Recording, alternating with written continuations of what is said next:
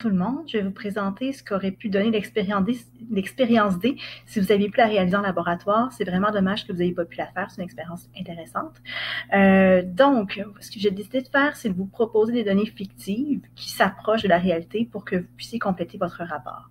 C'est sûr que juste vous donner des informations comme ça, c'est difficile de les comprendre lorsque c'est hors contexte. Donc, dans cette vidéo-là, je vais faire le lien entre ce qui aurait pu se passer dans l'expérience et ce que j'ai écrit ici dans le document qui serait votre feuille de prise de notes.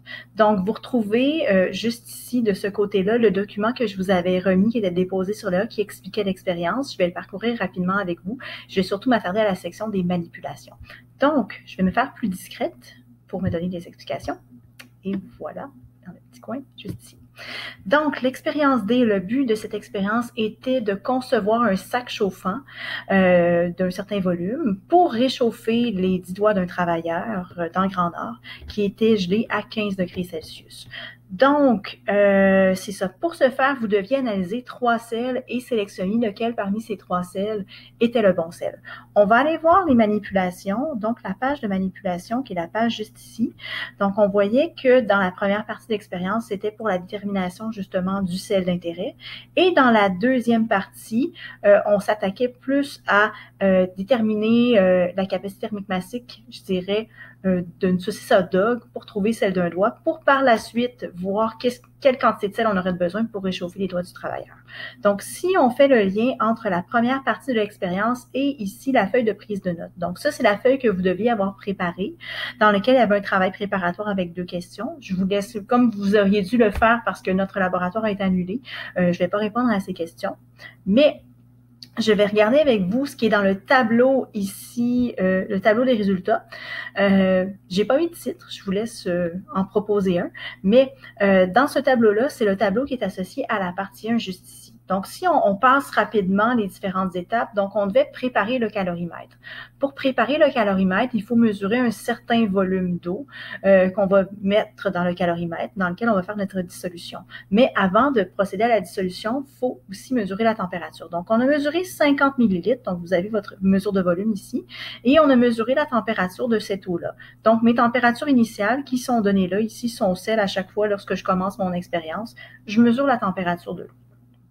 Ensuite, on va mesurer environ précisément 4 grammes d'un sel. Donc, on a commencé par le KNO3 parce que c'est lui qui est le premier mentionné dans le texte de laboratoire. Donc, ici, le 4 grammes veut dire qu'on veut avoir une valeur autour de 4 grammes.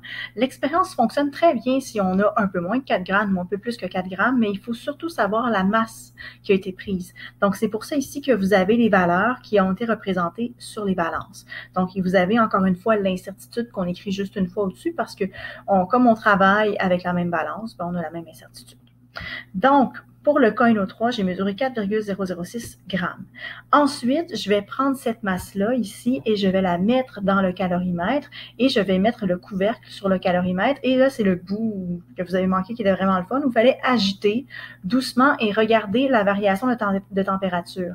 Si la dissolution est une dissolution qui est endothermique, donc la température devrait descendre. Et si la dissolution est une dissolution exothermique, la température devrait monter. Donc, on s'attend à avoir soit un maximum ou un minimum associé à la température finale. Donc, on voit ici que dans le cas du KNO3, la température, elle a descendu, NaCl aussi, mais que NaOH, ça a monté.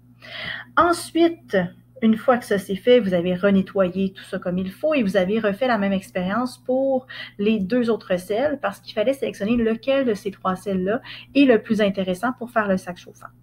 Maintenant, vous aviez à chercher des informations. Donc, on avait à aller chercher dans les tables, on avait le handbook de chimie physique, les vraies valeurs de masse volumique. Donc, généralement, la masse volumique de l'eau est autour de 1 gramme par millilitre. Mais elle varie selon la température. Donc, je voulais vraiment vous mettre en contact avec le handbook. C'est pour ça qu'on a des valeurs qui sont plus précises selon les températures données. Donc, vous avez les valeurs du handbook qui sont là.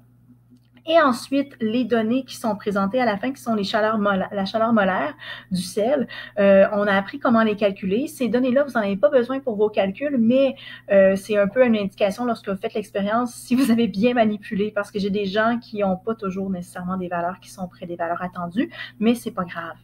Donc, voilà, ça, c'était mes autres valeurs. Donc, on aurait terminé l'explication pour la partie 1. Maintenant, pour la partie 2, si je remonte un petit peu. Oups. c'est guide, ça ici. La partie 2 ressemble beaucoup à la partie 1, sauf qu'on travaille avec une saucisse, parce que si on veut réchauffer les doigts, ben les doigts, comme c'est un matériau, ben on a vu que tous les matériaux réagissaient pas de la même façon quand on transfère de chaleur. Donc, c'est pour ça qu'il faut absolument avoir la capacité thermique massique. Maintenant, comme on ne voulait pas couper de doigts de personne dans la classe, on utilisait une saucisse qui était congelée. C'était bien suffisant pour l'expérience. Donc, vous aviez à prendre des petits bouts de saucisse congelée. C'est important de prendre la masse de la saucisse, mais aussi de prendre la température de la saucisse parce qu'on peut mettre les saucisses aussi dans le calorimètre. Donc, le montage ressemble beaucoup à celui-là. On met notre eau dedans, on mesure la température initiale et on a pris la mesure de la température initiale de la saucisse. Un peu comme si vous avez mis un glaçon dans l'eau. Si on met un glaçon dans l'eau, la température diminue. Ça va être la même chose avec la saucisse jusqu'à ce que j'ai un équilibre qui se fasse et que mon eau et ma saucisse soient à la même température pour que ça nous donne une température finale. Dans ce cas-ci, ça me donne 14,1 degrés Celsius. Donc, à partir des informations ici de la partie 2, qui sont dans mon tableau 2, vous devriez être capable de trouver la capacité thermique massique de la saucisse et de poursuivre justement le reste de vos calculs.